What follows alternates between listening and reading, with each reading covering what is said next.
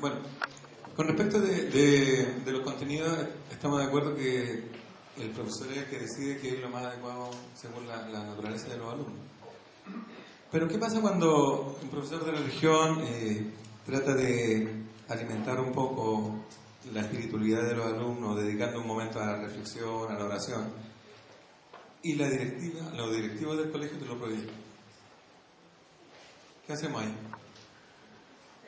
O sea, son profesores de religión, nos regimos por ciertos conceptos, por mandamientos.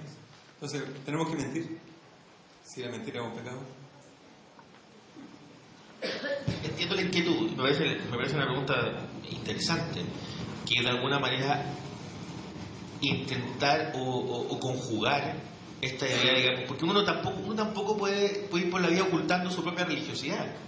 O sea, si yo soy católico o yo soy evangélico, digamos, yo entiendo, digamos, que a uno también le interesa, digamos, plasmar esa forma de vivir o experienciar, digamos, la religiosidad en su propio alumno. A mí eso me parece importante. Ahora, si hay un punto de tensión en aquello, recordando lo siguiente: si yo hiciera eso en este colegio, no pasaría mucho.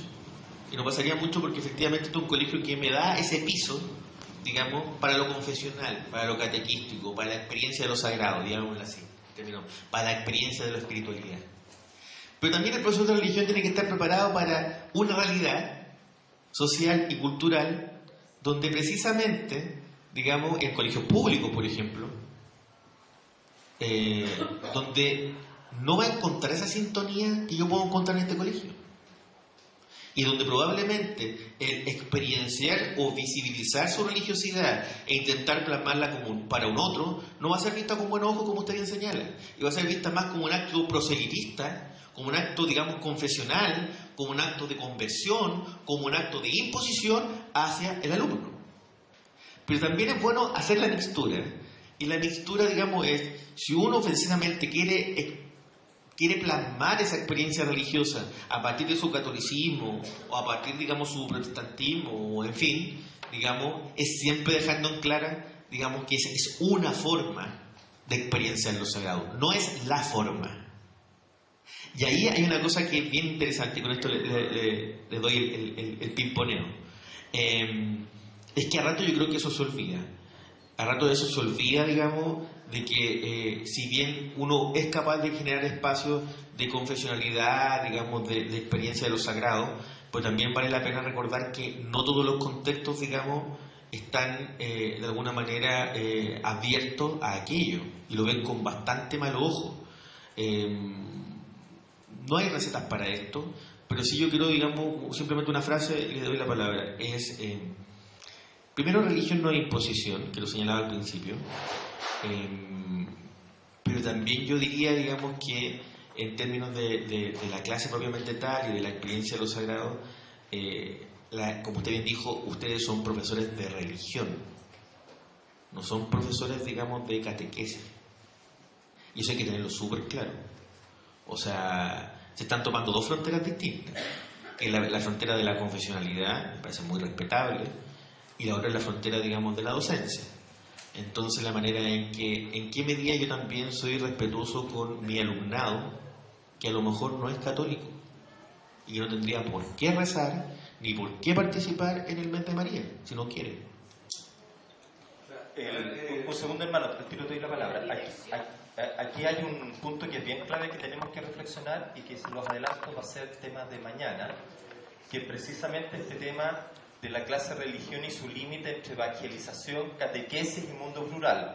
Cómo la Iglesia nos enseña a vivir esta diversidad desde nuestra propia orientación. Les quiero decir que la Vicaría para la Educación tenemos la visión de que la clase de religión se deba abrir al pluralismo religioso de nuestros estudiantes por respeto a sus conciencias, libertad religiosa, pero que sí tenemos derecho, o tenemos que hacerlo, desde una perspectiva transparente, que es la perspectiva confesional.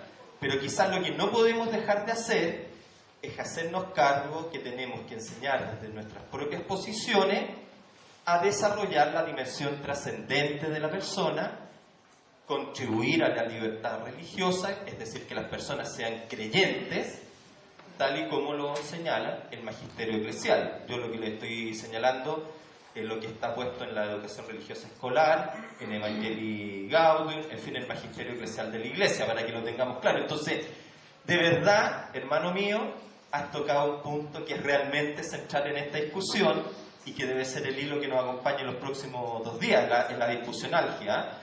Lo relevo para que nos hagamos conscientes de este punto. Dime.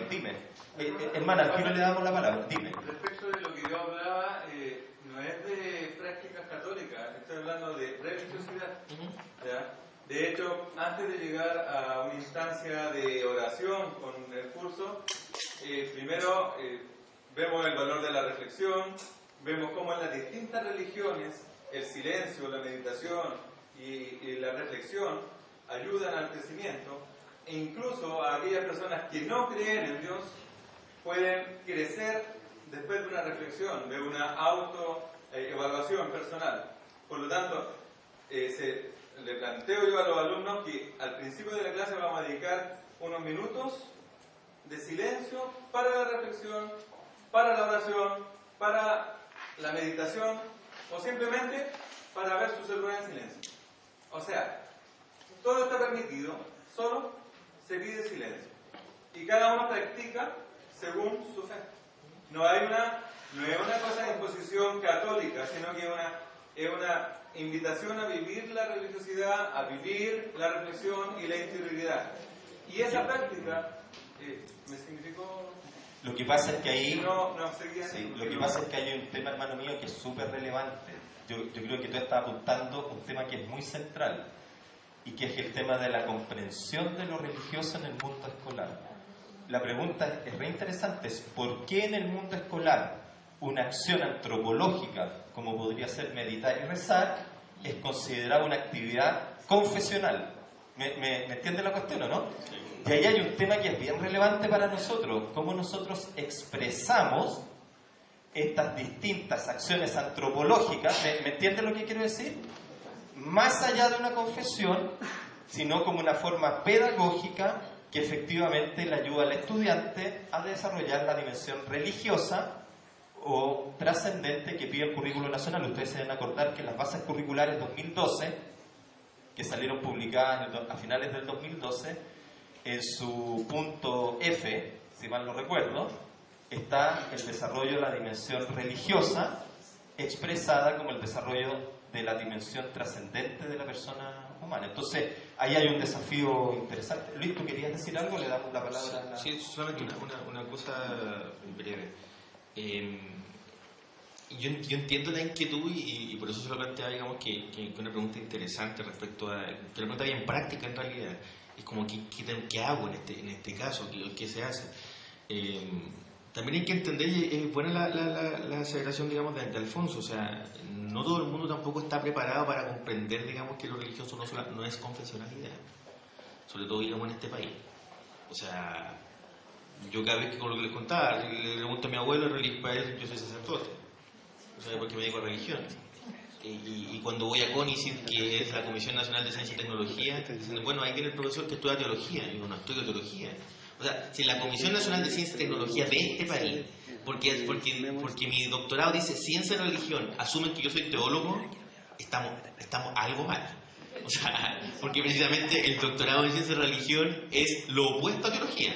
Es la mirada desde la disciplina, desde la sociología, la antropología, la historia, la filosofía. Entonces, sí, o sea, no es que en su colegio no sean a lo mejor poco comprensivos, digamos, con su forma de enseñar la religión o de enseñar, digamos, ese activo de acción pedagógica.